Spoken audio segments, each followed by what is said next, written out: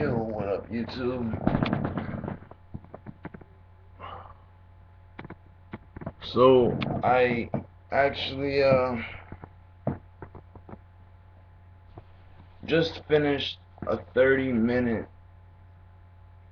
video clip doing episode 23 for you guys, and at the end of the video, YouTube wants to say um something went wrong. Reconnect? And I'm like, oh my god. Alright. First I'm being censored on Facebook. Now it's like YouTube is watching me while I'm recording this video live on the website because I'm away from another computer, so I don't have the software on that computer, so I'm using this one right now, which the only option I have is to use the upload feature on YouTube because I can't install any software because I don't know the password and I'm on the guest account. So now that I got that out of the way, hopefully this video gets recorded and doesn't go completely to shit like the other one. What a waste of time and energy. And it was after a fresh hit. Oh. Let's waste no time though. We were talking about, well, ways a whole lot of people. Uh,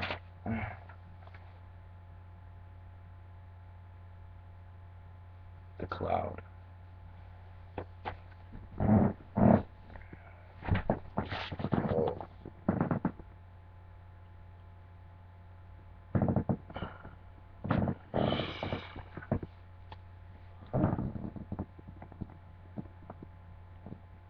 Oh. Alright. So, the cloud. As a free person, I can always come and go, not caught in ideas of is and is not, not caught in ideas of having and not having, not caught in ideas of being and not being. Let your steps be leisurely. Waxing or yanning the moon is always the moon. The wind is still flying. Can you feel it, my dear? Bringing the rain from afar to nourish the nearby cloud. Drops of sunshine fall from on high to earth below, and the lap of earth touches the sky, touches the clear vault of the sky. Oh shit, I forgot. I'm recording another video, so that means I have to reintroduce everything. So this book was given as a gift to me from a friend. It's called No Death, No Fear by Thich Nhat Hanh. And it's a beautiful book, really. So you already know I'd love to share it with you guys. So for anyone that'll never have access to the book and never get to read it, I'm glad that I'm able to relay the message from the book out to the internet. Well, I should say the outer net, because the internet's right here. So as I'm echoing this book to you guys, I just want you to know I love you guys. Before I continue reading, just wanna clear any negative energy out from wherever you guys are, wherever you guys may be. If there is any energy in that area, I wish I could give you guys some sage so you guys can burn some sage wherever you are, because sage, not only does it smell amazing, well, amazing is an understatement, but it has actually also been even scientifically proven that after you light sage, the energy, the frequencies in the room are raised. So just make sure that you have a window open or some kind of exit so that the negative energies may leave. Now, on a beautiful sunny day, you look up into the sky and see a nice puffy cloud floating through.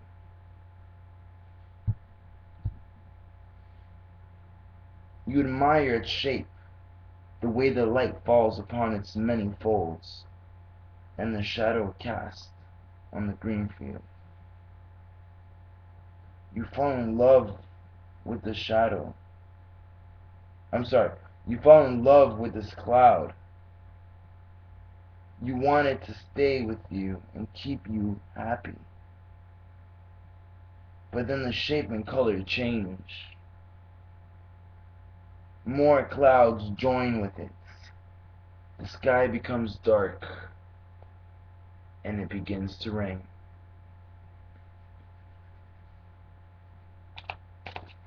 The cloud is no longer apparent to you. It has become rain. You begin to cry for the return of your beloved rain. Your beloved cloud.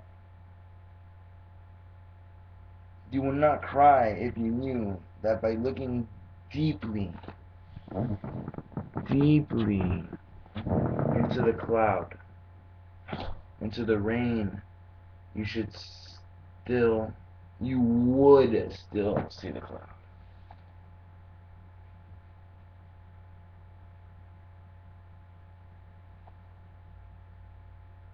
In Buddhism, there is a teaching of singlelessness and nimitta.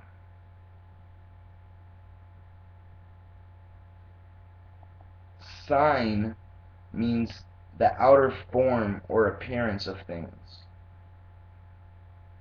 The practice of singlelessness is the practice of not being fooled by the outer form or the appearance of things. When we understand animitta, we understand the appearance is not all of reality.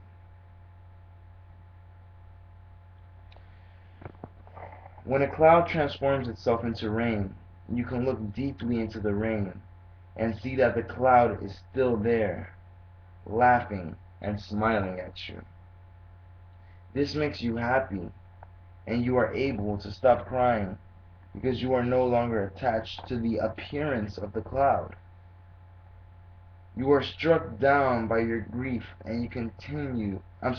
If you are struck down by your grief and you continue to cry for a long time, it is because you have been left behind, caught in the form or a sign of the cloud. You are caught in an appearance from the past, and you are not able to see the new form.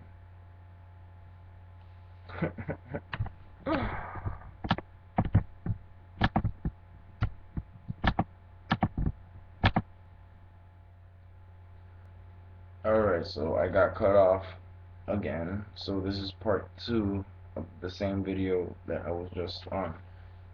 Continuing from where I left off at.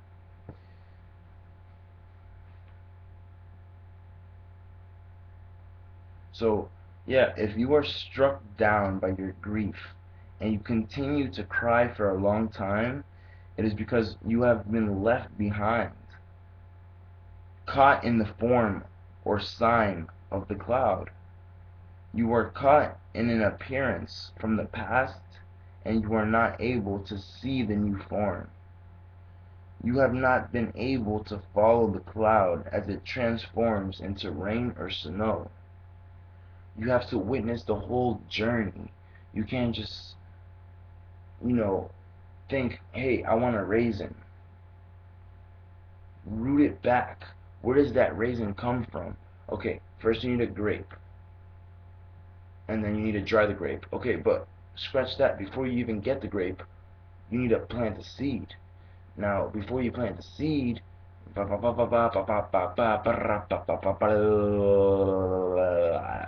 whatever. Point is,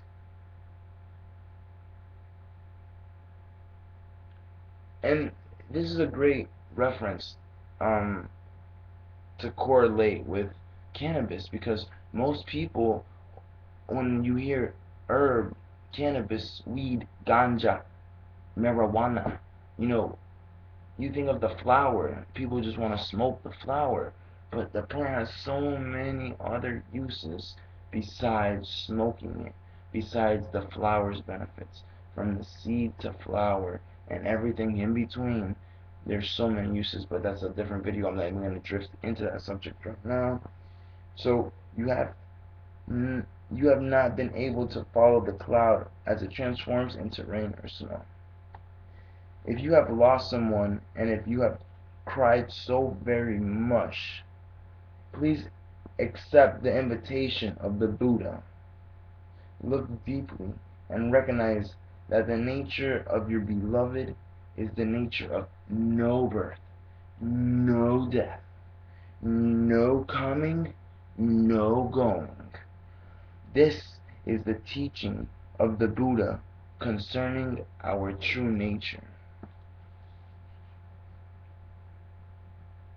Let us look into the birth of a cloud. You can visualize the heat. You can see the vapor. You can see the formation of the cloud in the sky. You know where the cloud has come from.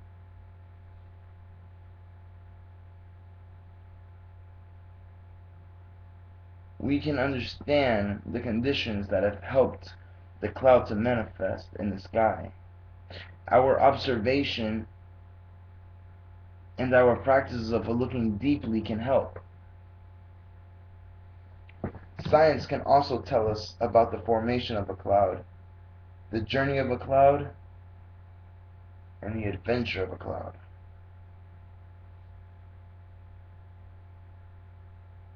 If you were to love a cloud, with this insight you would know that the cloud is impermanent. If you love a human being, you can also know that he or she is impermanent. If you were to become attached to a cloud, that you would have to be, if you were to become attached to a cloud, you would have to be very careful. You know that, according to the law of impermanence, very soon the cloud will become something else. It might become rain. And that's a lesson that Lucy teaches you. Not everything is as it seems. You might say to the cloud, "Darling cloud, I know you are there, and I also know that one day you will die. I also must die. You will become something else, someone else. I know you will continue your journey, but I shall have to look deeply in order to recognize your communication so that I will not suffer so much." Okay, now before I continue, before I proceed with this passage, you see, that's why when I'm reading to you guys, I like to to read it and then go over it to you guys, you know, kind of like filter it for you guys, filter out the bullshit. I don't do that very often though, as much as I should. So right there, I want to address the point. It says, "You will become something else, someone else." Now, that's the Buddhist philosophy of reincarnation. Now, for any Christians or Catholicisms or any Jews watching this, I'm sorry, Catholics, whatever other religion, if you're watching this, to translate that for you, basically, you'll become something else, someone else. The golden rule in the Bible is basically in union with the law of karma, because treat yourself how others want to be treated. Well, depending how you treat other beings in this life will determine that something else or that someone else that you're going to be in the next one. Now, that's kind of misleading. It's not that you become something else or that you someone else. You're the same person. It's the same soul. It's just a different vehicle carrying the soul. So, with that said, that's if you even live again. Who knows? This might be my last life. This could be your last life. You know, um, everyone has different karmic debts, or that's if you even have karmic debt at all. But to stop the rambling, I'll continue to reading before YouTube cuts me off again. Um, if you forget about impermanence and are attached to the cloud, when the time comes for the cloud to be transformed into rain, you will cry. Oh dear, my cloud is no longer there. How will I survive without her? But if you practice looking deeply, you can see the cloud in new forms like the mist or the rain.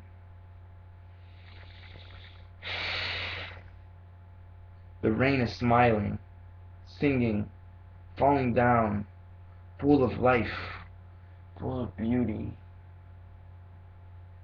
Yet because of your forgetfulness, you are not capable of recognizing the presence of the cloud.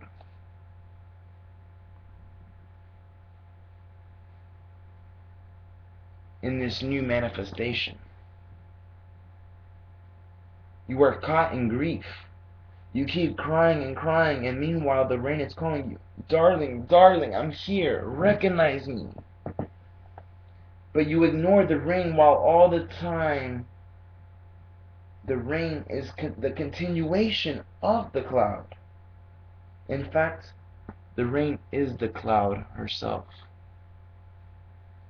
When you look at the cloud, you might like to be like a cloud floating freely in the sky. How wonderful it would be to be a cloud floating in the sky. You would have such a feeling of freedom. When you look at the rain falling, singing and making music, you might also long to be the rain. The rain is nourishing all the vegetation and the lives of innumerable human beings. How wonderful it is to be the rain. Do you think the rain and the cloud are the same or different? The snow on the top of a mountain is so white, so immaculate, so beautiful. It is so enchanting that you may like to see yourself as being the snow. You see the stream. I'm sorry. Sometimes when you look at the water flowing in the creek, you see the stream so crystal pure and beautiful that you may like to be the water always flowing. Cloud, rain, snow, and water. Are they four different things? Or are they really the same reality, sharing the same ground of being?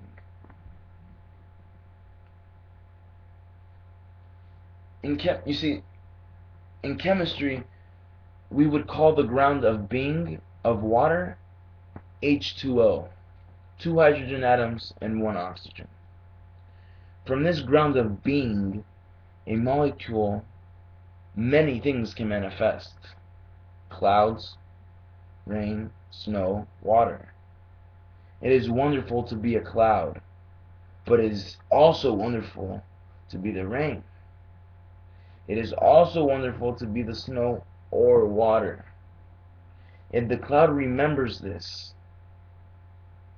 then the cloud is about to transform and continue in the form of rain. It will not be so frightened. It will remember that to be a cloud is wonderful, but to be the rain falling down is also wonderful. When the cloud is not caught in the idea of birth and death, of being, of not being, there is no fear.